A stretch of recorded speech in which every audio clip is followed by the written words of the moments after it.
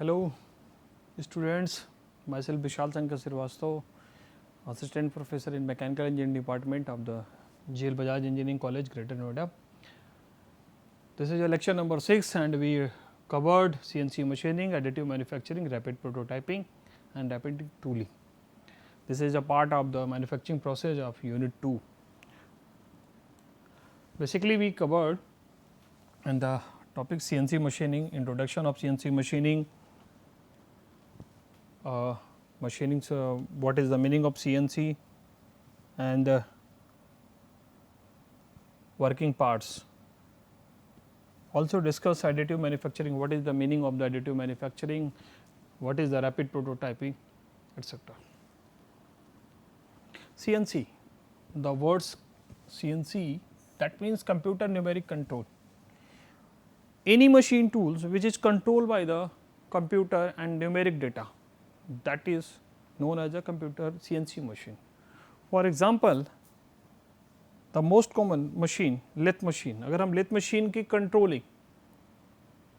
controlling automatically कर दे, अगर हम जैसे कि हम सॉफ्टवेयर बेस्ड हमने एक प्रोग्राम बनाया जिसको हमने दे दिया कमांड कि ये मशीनिंग टर्निंग करनी है, ये डायमीटर 10 mm है, उसको रिड्यूस करके 8 mm लाना है और लेंथ 5 mm तक का करना है.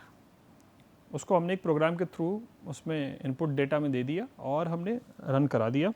मशीन 5 mm तक के मशीनिंग टर्निंग करने के बाद वो स्टॉप हो गए. तो जो कंट्रोलिंग एक उसमें हमने फीड रेट दे दिया, डेप्थ ऑफ कट दे दिया, कटिंग स्पीड दे दिया, तो ये सारे कंट्रोलिंग हमने क्या किया, न्यूमेरिक फॉर्म में दे दिया और हमने कंप्यूटर से कंट्रोल कर लिया. तो इसी के कहते हैं हम computer numeric control machine, CNC machine वो हो गई. ठीक है, तो ये बेसिकली क्या है, it is a revolutions, industrial revolution जब बनता गया, इंडस्ट्री 1.0, 2.0, 3.0 या 4.0 जब आया तो CNC को हमने इम्प्लीमेंट किया. CNC ऐसे तो बहुत चल रहा है, लेकिन आफ्टर 19 के बाद CNC की डिमांड बहुत ज़्यादा बढ़ गई. इसके कुछ रीजन्स हैं कि क्यों बढ़ा, क्योंकि इंडस्ट्रियल रेवोल्यूशन इंडिया में जब बहुत ज़्यादा ग्रोथ हुआ, हमारा प्रोडक्शंस जब हमें डिमांड बढ़ने लग गई तो हमने CNC को प्रेफर किया. कंप्यूटर न्यूमेरिक कंट्रोल, ठीक है, which is a function and motions machine tool control by means of prepared program containing coded alpha numeric data. जैसे अल्फा न्यूमेरिक डेटा का मतलब हुआ कि अगर हमें कटिंग स्पीड को देना हो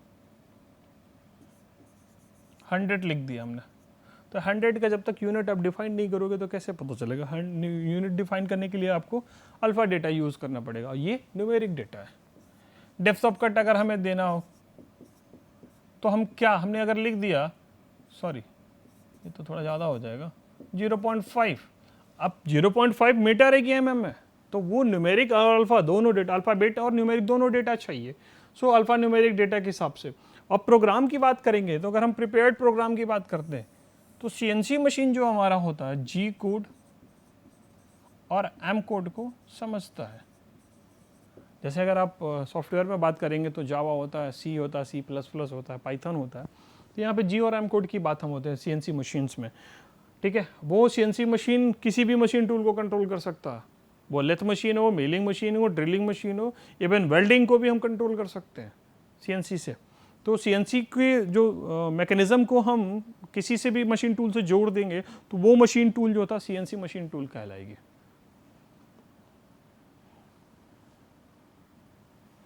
advantage of and limitation of CNC machine, या ये कह लो कि why we prefer CNC machine. Production rate ज़्यादा होता है इसमें, क्योंकि CNC में हमने कि अगर एक प्रोग्राम बना दिया और रन करा दिया, कोई भी हमें वर्क पीस चाहिए होगा, ठीक है, जैसे सपोज करो कि आपको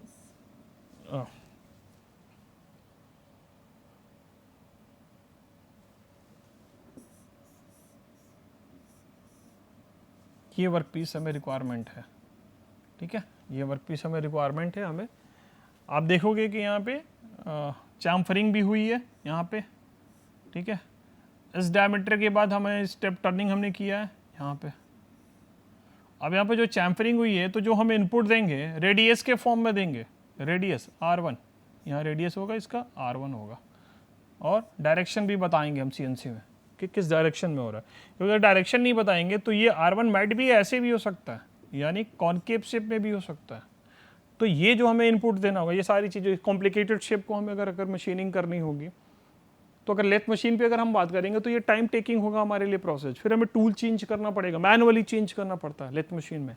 बट CNC मशीन में क्या होगा कि हम टूल कॉल करके टर्निंग, स्टेप टर्निंग को टूल से हम पूरी टर्निंग करा देंगे। चैम्फरिंग के लिए जो हमें टूल की रिक्वायरमेंट होगी वो हम टूल कॉल करके चेंज कर सकते हैं, तो हमारे यहाँ टाइम भी बचेगा, तो प्रोडक्शन रेट बढ़ जाएगा। आफ्टर दैट फिनिशिंग हमें बड़ी अच्छी मिलती है भाई, इसमें सरफेस फिनिशिंग बहुत अच्छी मिलेगी, क्योंकि वो जो टूल होता है हमारा कटिंग टूल और मटेरियल का कॉम्बिनेशन बड़ा अच्छा हम चूज करते रखते हैं, और CNC में हमें स्मूथली मशीन परफॉर्म करता है। अगर इन केस कोई एरर आता है तो वो हमें सिमुलेशन से पता चल जाएगा, या सरफेस में कोई प्रॉब्लम आया तो हमें एरर तुरंत दे देगा और मशीन को स्टॉप कर देगा, ये इसका एडवांटेज है। और ये जो एरर्स का डिटेक्शन होता है वो कंट्रोल सिस्टम है हमारे पास, अब वो सेंसर के थ्रू हम उस चीज़ को हम कंट्रोल कर सकते हैं, ठीक है। तो बेनिफिट्स ऑफ CNC यार, या कह सकते हैं why we prefer CNC, high accuracy in manufacturing, क्योंकि जितना हम देंगे dimensions in terms of diameter, length या कुछ भी थ्रेड कटिंग करनी हो तो भी थ्रेड पर इंच जो भी हम जितना डिसाइड करेंगे ये उतना ही काम करेगा, कोई ह्यूमन एरर होने के चांसेस नहीं रहते हैं। Shorter production time, production rate तेजी से करेगा, क्योंकि भाई आपको बार बार टूल मैनुअली चेंज करना नहीं है, ठीक है। वर्क पीस बस बदलते जाना है, आप वर्क पीस हटाते जाओ, लगाते जाओ, वो आप मशीनिंग करके दे देगा, ठीक है। फ्लैक्सिबिलिटी, अगर सपोज करो हमने प्रोग्राम में इसका डायमीटर दे रखा है कि पहले पोर्शन का डायमीटर है 5 mm,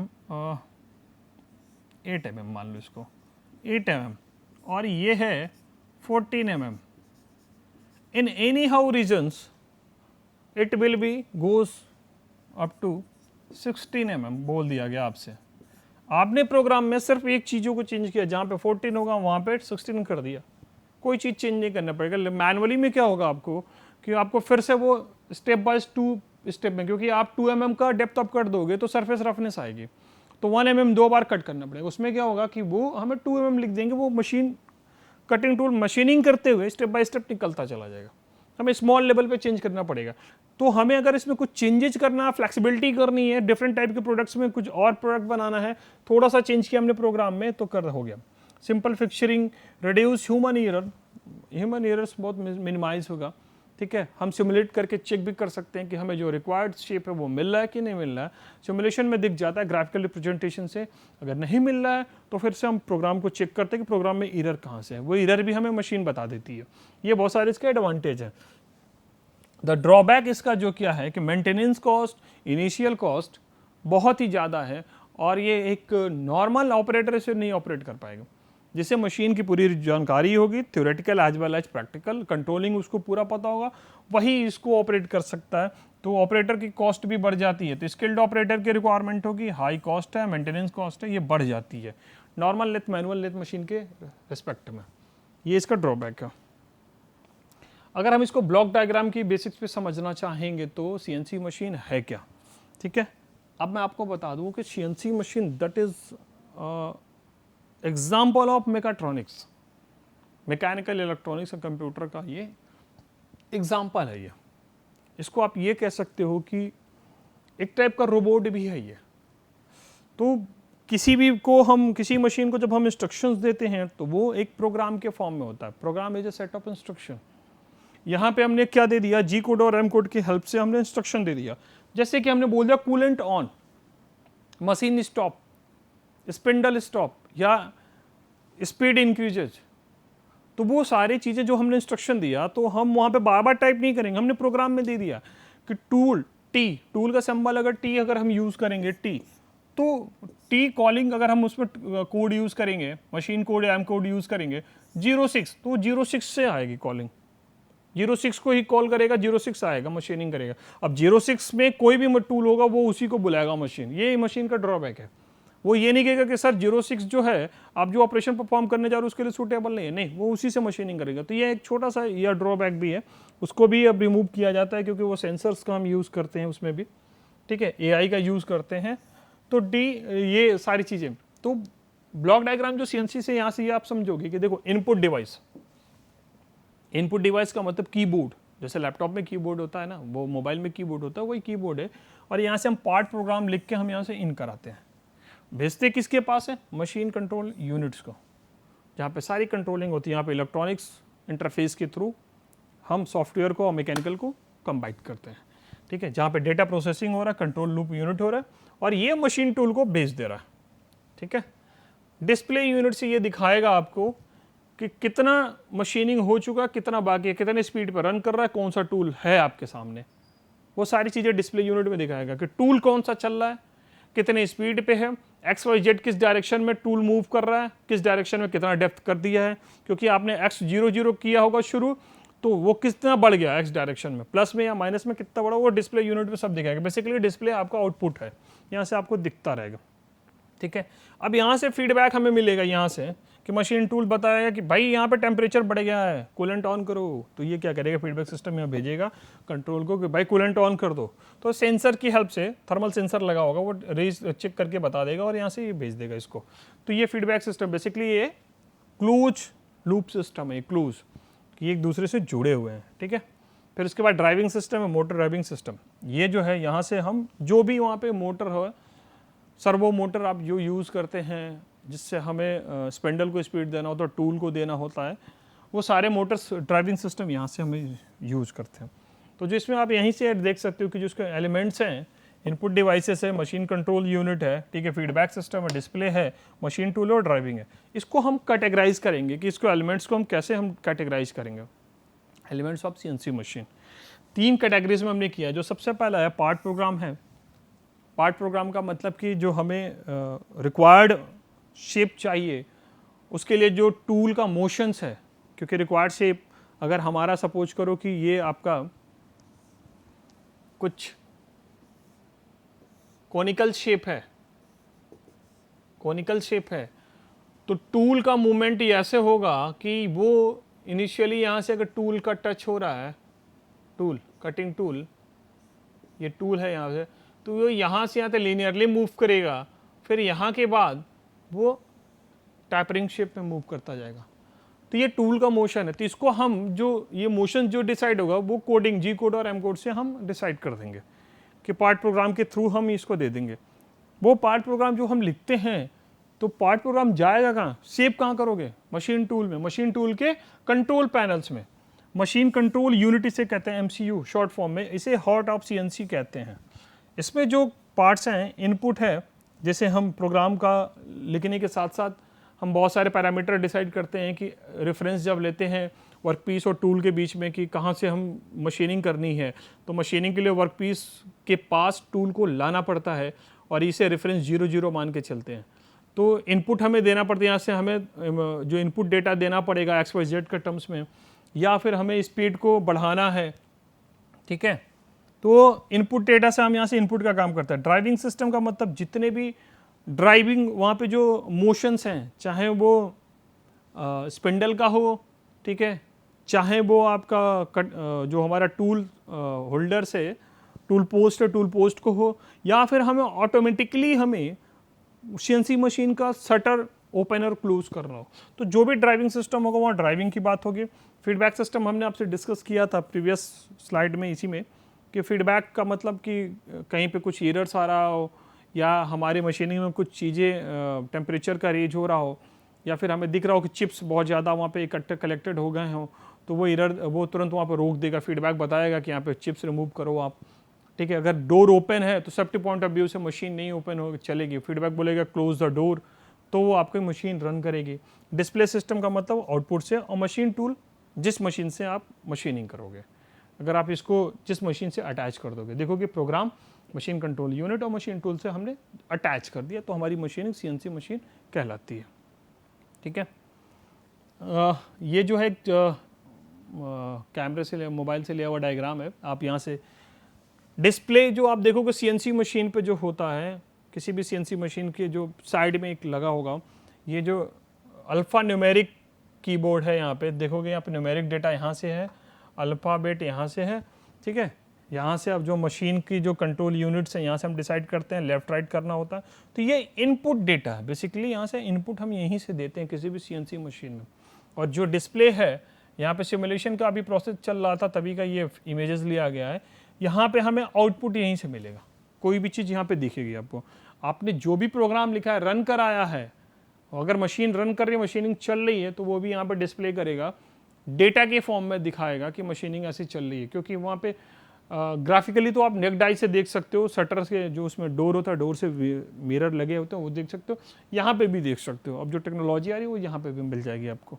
तो ये आपको इनपुट और आउटपुट की बात हो रही है। कंट्रोल पैनल, कंट्रोल पैनल जो है वो उसका काम है पूरे मशीन को कंट्रोल करना। सडनली अगर आपको रोकना पड़े तो रोक सकते हो, अगर आपको फीड बढ़ाना हो, स्पीड बढ़ाना हो, यहाँ से कर सकते हो, ठीक है। मूड चेंज करना हो, ठीक है, तो यहाँ से कर सकते हो। मतलब अगर मशीन को कंट्रोल करना हो आपको, तुरंत कोई भी चीज़ आपको आपके, क्योंकि भाई ऑन ऑफ तो आप ही करोगे, तो कंट्रोलिंग आपके हाथ में होनी चाहिए। तो वो यहाँ से we can control the machine, CNC machine from this panel.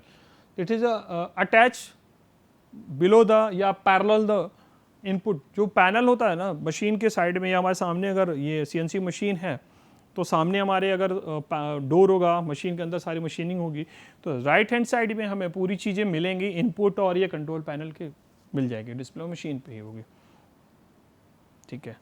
Now वही अब बात करते हैं CNC मशीन से, थोड़ा सा हम ब्रीफ करते रहें कि CNC मशीन से हम वेल्डिंग भी कर सकते हैं, क्योंकि हमें पैरामीटर्स को कंट्रोल करना होता है। जैसे वेल्डिंग में हमें करंट और वोल्टेज कंट्रोल कर लिया, वेल्डिंग टॉर्च को कहाँ से कहाँ कैसे कैसे मूव कराना हमने दे दिया उसको पाथ, तो वेल्डिंग कर देगा। जैसे ये वर्क पीस है, इस वर्क पीस को हमें वेल्ड करना हो हमारे हाथ के टच पे, हमने दे दिया कि ये पाथ है, इसका ये रेफरेंस है, रेफरेंस के हमने पाथ यहाँ से डिसाइड कर दिया, तो ये रेफरेंस से इतने थिकनेस इतने ऊपर है और लेफ्ट टू राइट की तरफ जा रहा है, लेफ्ट टू राइट जाएगा, ये वेल्डिंग यहाँ टच करते हुए यहाँ से चलता चला जाएगा, चलते हुए वेल्डिंग हो जाएगी। अब इसी को कटिंग करनी है, तो हमने क्या किया कि इसको CNC मिलिंग में लगा दिया और कटिंग करके यहाँ से हमारा ये टूल चला है। तो हमें क्या करना है, कुछ भी नहीं, पैरामीटर्स जो हैं उस ऑपरेशंस के उसको कंट्रोल करना है और पाथ, टूल के जो पाथ को मोशन देना है और डायरेक्शन देना है, तो वो हमारा CNC ऑटोमेटिकली ये सारे काम होगा। तो CNC computer numeric control machine. अब बात आती है एडिटिव मैन्युफैक्चरिंग की। अगर हम बात करते हैं what is the additive manufacturing, basically additive manufacturing जैसा कि नाम है, एडिशन, बार बार ऐड करना, लेयर बाय लेयर ऐड करते जाएंगे हम अगर, तो एडिटिव कहलाता है। मैन्युफैक्चरिंग प्रोसेस जो हम बात करते हैं, तो एक सब्ट्रैक्टिव होता है और एक एडिटिव होता है। अभी हमने जो लेक्चर नंबर 1 2 3 4 तक जो हमने डिस्कस किया वो सब्ट्रैक्टिव है। उसमें क्या होता था कि रॉ मटेरियल से हमें डिजायर्ड शेप एंड साइज चाहिए, मटेरियल रिमूव कराते थे, सब्ट्रैक्ट कराते थे, रिमूव कराते जाते थे। यहाँ पे क्या है कि जो हमें डिजायर्ड शेप एंड साइज चाहिए उस पर हम लेयर बाय लेयर डिपोजिट करते जाएंगे। जैसे कि हमें यही शेप चाहिए, हम बार बार यही चीज़ कर रहे हैं, या फिर आप सपोज करो कि हमें कुछ इस टाइप का शेप चाहिए, ये शेप चाहिए, तो अब इन दोनों में से अगर हमें कुछ चाहिए होता है तो हम क्या करेंगे, यहाँ से लेयर बाय लेयर यहाँ से डिपोजिट करते जाएंगे। कैसे डिपोजिट करेंगे, जो इनपुट मटेरियल होगा वो PVC फॉर्म्स में होगा या प्लास्टिक फॉर्म में होगा, वायर फॉर्म में होगा, उसको हम हाई टेम्परेचर पर मेल्ट कराएंगे और मेल्ट कराने के बाद नोजल के थ्रू पिघलाते हुए उसको ऐसे हमारा ऐसे लेयर बाय लेयर, जितना आपने जो डायमेंशन बताया होगा इनपुट डेटा में कि ये लेंथ है और ये थिकनेस है, तो लेंथ के बाद थिकनेस चेंज हो जाएगी, तो ऐसे ऐसे वो मूव करते हुआ पाथ चला जाएगा। तो लेयर बाय लेयर, अब आपको दिख रहा होगा कि इसमें लेयर बाय लेयर हम डिपोजिट करते जा रहे हैं, ठीक है। तो लेयर बाय लेयर डिपोजिट करें, निकाल नहीं रहे कुछ भी, तो यहाँ पे वेस्टेज बहुत कम है, न के बराबर है वेस्टेज। अगर वही चीज़ अगर हमें यहाँ से ये मटेरियल है, यहाँ से अगर इस पार्ट को हमें रिमूव करना होगा, तो ये क्या हो गया, स्क्रैप हो गया, वेस्टेज हो गया हमारे लिए, तो कॉस्ट हमारी कहीं ना कहीं ये बढ़ जाती है। बट ये चूँकि न्यूली टेक्नोलॉजी है, अभी इस पर काम चल रहा है और भी चलता जा रहा है, तो इसमें क्या होता है कि इनिशियल कॉस्ट बहुत ज़्यादा होता है, मशीन का सेटअप कॉस्ट बहुत ज़्यादा, टाइम टेकिंग प्रोसेस होता है ये, क्योंकि लेयर बाय लेयर धीरे धीरे डिपॉजिट करता है, तो ये अभी ये टाइम टेकिंग प्रोसेस पड़ जाता है। तो इसलिए इसको हम बहुत ही, जब जहाँ पे लो प्रोडक्शंस की बात होती है, प्रोडक्शंस की क्वांटिटी कम होती है, तो वहाँ पे इसको हम प्रीफर करते हैं। ट्वाइस मैक्सिमम इसमें जो होती है एडिटिव मैन्युफैक्चरिंग से ही बात हो रही है। 3D प्रिंटिंग जो आप सुनते हो वो 3D प्रिंटिंग है, एडिटिव मैन्युफैक्चरिंग का पार्ट है, ठीक है। तो the terms additive refers the method of editing and building the product repeatedly या लेयर बाय लेयर, ठीक है। Additive manufacturing and opposite method of subtractive method. Subtractive का मतलब मैंने बता दिया था आपको, turning, grinding end milling etcetera. In this process material wastage in the form of chips is negligible. ठीक है, एडिटिव का एडवांटेज भी यही है कि वो वेस्टेज इसमें कम से कम है, फिनिशिंग बहुत अच्छी मिलती है। ठीक है, और आपको कॉम्प्लेक्स शेप चाहिए, अगर कॉम्प्लेक्स शेप वो भी बहुत इजीली मिल जाएगा। जैसे अगर हम बात करें कोई एक वर्क पीस हमें मिल जाए एग्जांपल के तौर पे, सपोज दैट ये शेप हमें चाहिए, अगर आपको दिख रहा होगा ये रिमोट का शेप चाहिए ऐसा, तो अगर आप ऐसा शेप क्रिएट करोगे नॉर्मल कास्टिंग मेथड से, फिर उसकी वो ये शेप दोगे आप, फिर इसकी फिनिशिंग करोगे। एडिटिव में क्या होगा कि वो यहाँ से शुरू करेगा और जैसे जैसे इसकी लेंथ बढ़ती जाएगी इसकी डायमीटर बढ़ता जाएगा, फिर यहाँ डायमीटर और ज़्यादा हो जा रहा है। ठीक है, फिर यहाँ डायमीटर रिड्यूस करता जाएगा, तो ये इसी तरीके से लेयर बाय लेयर डिपॉजिट करता चला जाएगा। तो आपको ये जो आपके बाकी ऑपरेशन है वो मतलब फॉलो नहीं करने पड़ेंगे इसमें। तो टाइम ऐसे कॉम्प्लिकेटेड शेप के लिए टाइम हमारा बचाता है, और हमारी स्ट्रेंथ, प्रोडक्ट की स्ट्रेंथ भी बड़ी अच्छी होगी, क्योंकि अगर आप अलग अलग पार्ट्स, कॉम्प्लिकेटेड शेप है, ज्योमेट्रिकल शेप है, अगर उसको आप बना के वेल्ड करोगे तो नो डाउट्स उसकी स्ट्रेंथ कम होगी। तो इसलिए हम एडिटिव मैन्युफैक्चरिंग को ऐसे केसेस में प्रेफर करते हैं। This is a additive manufacturing operations. आप देख रहे हो एक पॉट है, पॉट हमारा बन रहा है, देखो इसमें ऐसे हेलिकल ग्रुप्स बने हुए हैं डिज़ाइन के लिए। तो यहाँ से उसने ये हमारा एडिटिव मैन्युफैक्चरिंग का सेटअप है। यहाँ पे ये रेड वायर जो दिख रही है आपको, ये इनपुट, सॉरी ये नहीं, इंटरनली ये रेड वायर ये है जो दिख रही है, ये हमारा इनपुट, यहाँ से मटेरियल इन हो रहा है, और यहाँ पे एलिमेंट लगा हुआ है कि जो इसको 230 से लेके 300 तक टेम्परेचर तक इसको मेल्ट हीटअप करेगा और फिर मेल्ट होगा।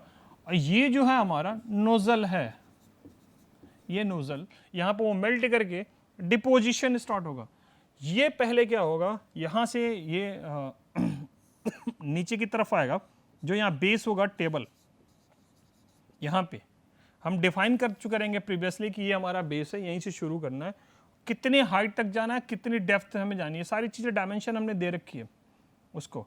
और ये डिपॉजिट करते हुए, राउंड करते हुए, जैसा शेप होगा वैसा ये टूल का पाथ का मोशन होगा, करते हुए अपवर्ड डायरेक्शंस पे जाएगा। तो ये हमारा एडिटिव मैन्युफैक्चरिंग का ये प्रोसेस है। अब आती है बात रैपिड प्रोटोटाइपिंग। रैपिड प्रोटोटाइपिंग मतलब क्या हुआ, रैपिड का मतलब क्विकली, प्रोटोटाइपिंग का मतलब डुप्लीकेट। इसका सबसे अच्छा एग्जांपल है रैपिड प्रोटोटाइपिंग का, जैसे कि आप प्लास्टिक सर्जरी देखो, अगर मुझे अपनी प्लास्टिक सर्जरी करानी है, मेरा चेहरा पहले मुझे पता था, बाद में कुछ प्रॉब्लम आ गई इसकी वजह से, तो हमारी प्रीवियस फोटो से हमारी स्कैनिंग होगी, उसको फिर वो सॉफ्टवेयर फॉर्म में कन्वर्ट करेंगे, फिर उसके बाद उसे एक मॉडल तैयार करेंगे।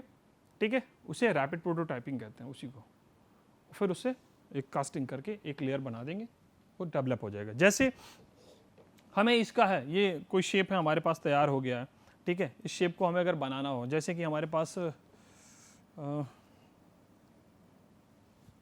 ये क्वाइन आप ले लो एग्जांपल के तौर पे, क्वाइन का कॉम्प्लिकेटेड शेप है, हमें पता नहीं है, तो हमने इसको स्कैन कराया। ठीक है, देख लिया उसने, सारे ज्योमेट्रिकल कॉन्फ़िगरेशन देख लिए, XYZ में कौन कहाँ कहाँ पे, सॉफ्टवेयर फॉर्म में उसे कन्वर्ट कर दिया हमने।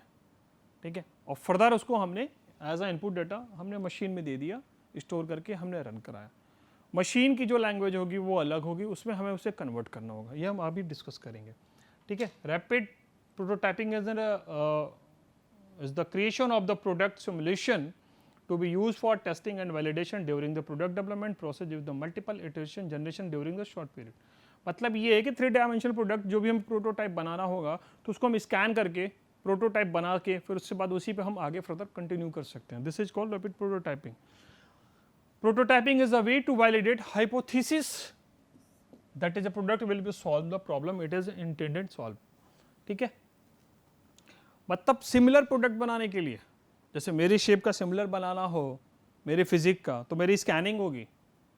ठीक है, स्कैनिंग रैपिडली हो रही है, तुरंत का तुरंत, क्योंकि हमें मैनुअल कास्टिंग करोगे तो हमारे में बहुत टाइम लग जाएगा हमारे जैसे शेप प्रोडक्ट बनाने में।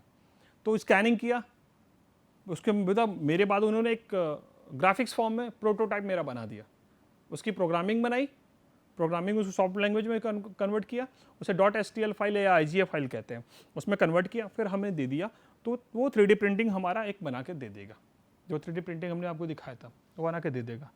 ठीक है, रैपिड प्रोटोटाइपिंग या एडिटिव मैन्युफैक्चरिंग मास प्रोडक्शन के लिए नहीं सूटेबल होता है कभी भी। इनिशियल कॉस्ट इसकी बहुत ही हाई होती है, ठीक है, ये याद रखिएगा, ठीक है। रैपिड प्रोटोटाइपिंग में इतने सारे मेथड्स हैं या टेक्नोलॉजी है जिसको हम प्रेफर करते हैं। स्टीरियोलिथोग्राफी SLA मेथड कहते हैं, सेलेक्टिव लेजर सिंटरिंग और सेलेक्टिव लेजर मेल्टिंग। बेसिकली ये क्या है कि तीनों जो है ये तीनों लेजर बेस्ड हैं, कि जैसे कि हमने किसी सरफेस पे हमें चाहिए होगा, जिस सरफेस पे चाहिए हमने मटेरियल को डिपॉजिट कर दिया, अब उस पर लेजर को पास कराएंगे, या तो मेल्टिंग कराएंगे या तो लेजर को वहाँ से हम डिपॉजिट कट करके निकालते जाएंगे। तो वो ये लेजर मेथड्स हैं, ठीक है। फ्यूज डिपोजिशन मॉडलिंग मेथड है, और एक लेमिनेशन, ये लेमिनेटेड ऑब्जेक्टिव मेथड। तो जिस शेप का चाहिए उस शेप को हम लेमिनेट करते जाएंगे, लेयर बाय लेयर लेमिनेट करते जाएंगे, तो वो शेप हमें जब डिपॉजिट होता जाएगा मिलता जाएगा। तो ये डिफरेंट टाइप्स के रैपिड प्रोटोटाइप्स के ये तरीके हैं, इनके तरीके से हम रैपिड प्रोटोटाइपिंग वर्क फाउंड कर लेते हैं, ठीक है। ये एक एग्जांपल है कि इस गियर को स्कैन करके हम एक प्लास्टिक का गियर कैसे बना सकते हैं, ये एग्जांपल है उसका। हाँ, रिफर क्यों करते हैं, what is the main cause. Design बहुत जो कॉम्प्लिकेट शेप है उसके डिज़ाइन हम इजीली डेवलप कर सकते हैं और कर सकते हैं। हम जो सोच रहे हैं अगर उस टाइप को हम कि हमें इस टाइप का शेप चाहिए, अगर हमने सोच लिया उसका, हमने ऑटोकैड या काइटिया पे प्रोई पे जो भी हम उसका डिज़ाइन बना लिया, उसमें मॉडिफाइड करते करते हम अपनी सोच को हम ग्राफिकल फॉर्म में करके और फिजिकल फॉर्म में हम ला सकते हैं। प्रोडक्शन डेवलपमेंट साइकिल जो होती है उसका कि टाइमिंग बहुत कम रहती है इसमें, मतलब जो हम नई इनोवेटिव कॉम्प्लिकेट शेप की बात कर रहे हैं तो इसमें टाइमिंग हमें कम होता है। अगर सिंपल शेप की बात करेंगे तो टाइमिंग सिंपल शेप की एज कम्पेयर टू कन्वेंशनल से ज़्यादा लेगा। लेकिन जैसे मैंने बताया ना कि अगर मेरे शेप का रोबोट बनाना होगा तो अगर हम कन्वेंशनल मेथड से जाएंगे तो बहुत टाइम लग जाएगा। रैपिड प्रोटोटाइपिंग तुरंत का तुरंत कर देगा। विजुअलाइजेशन मतलब कि देखने में लुक वाइज बहुत अच्छा लगेगा, गुड लुकिंग होगा तो भी आपका प्रोडक्ट बिकेगा। तो आप देखोगे कि बहुत सारी चीज़ें आजकल 3D प्रिंटिंग एडिटिव मैन्युफैक्चरिंग के एप्लीकेशन से आ रही हैं। टॉयज जितने हो रहे हैं मैक्सिमम उसी से आ रहे हैं। घर में होम डेकोरेटिव सामान से बहुत सारे आ रहे हैं। इवन प्लास्टिक चेयर्स भी अब आजकल ऐसी आ रही है जो सिंगल फ्रेम में बनी हुई आ रही हैं, वो भी सब सारी चीज़ें जितनी भी होम डेकोरेटिव आइटम्स हैं आजकल वो उसी से आ रही हैं, ठीक है। ये एक मतलब तरीका है कैसे हम रैपिड प्रोटोटाइपिंग पे काम करते हैं। आइडिया आपके दिमाग में आया, आपने सोचा, उसके बाद आपने काइटिया या प्रोई या यूनिग्राफिक सॉफ्टवेयर्स का यूज़ किया, उसको आपने ड्राइंग तैयार किया, उसके बाद आपने उसको .stl फाइल और या IGF फाइल में कन्वर्ट कर दिया और स्टोर कर दिया किसको, 3D प्रिंटर्स को, जिससे आप जहाँ से आप काम कर रहे थे 3D प्रिंटर्स को आपने भेज दिया। 3D प्रिंटर्स अपना उस काम करके आपको एक प्रोडक्ट डेवलप करके दे देगा, ठीक है। जो STL फाइल और IGF फाइल है ये G कोड और M कोड के फॉर्म्स को समझ लेता है, तो वो कमांड देता है किसको, नोजल्स को। जो हमने नोजल दिखाया था आपको कि जो 3D प्रिंटर का नोजल हो वो कैसे कैसे मूव करेगा, वो जिस शेप में जैसे मूव करेगा प्रोडक्ट उसी शेप का डेवलप होगा, ठीक है। तो ये करेगा, प्रोसेसिंग हो जाएगी हमारी और फाइनल प्रोडक्ट डेवलप हुआ। टेस्टिंग हमने की, अगर कोई एरर है तो फिर से हम यहाँ पे क्या करेंगे, आइडिया इंप्लीमेंटेशन में चेंज करेंगे। एरर नहीं है तो देन कंटिन्यू कर देंगे इस प्रोसेस को। अब बात आती है रैपिड टूलिंग की। रैपिड टूलिंग जो कुछ सिंपली अगर हम बात करें तो ये मोल्ड क्रिएशंस का एक तरीका है। जैसे हम पहले नॉर्मल कास्टिंग करते थे तो हमें मोल्ड बनाना पड़ता था उसके लिए, तो मोल्ड बनाने में टाइम लगता था। अब क्या होता है कि हमने तुरंत एक प्रोटोटाइप मॉडल बना के रख दिया, उस प्रोटोटाइप मॉडल को हम मोल्ड कहते हैं और उसके हेल्प से हम फर्दर आगे बनाते चले जाएंगे। तो रैपिड टूलिंग इज यही प्रोसेस है। और ज्वाइनिंग की अगर हम बात करें तो जब भी हम one of the most common rapid tooling method injection make complex parts that would otherwise to be possible those methods. मतलब कोई ऐसा कॉम्प्लेक्स शेप है कि जो नॉर्मल मशीनिंग मेथड से या कास्टिंग मेथड से अगर हमसे नहीं हो पा रहा है, मेटल फॉर्मिंग से नहीं हो पा रहा है, तो रैपिड टूलिंग को हम प्रीफर करते हैं, ठीक है, इस तरीके से।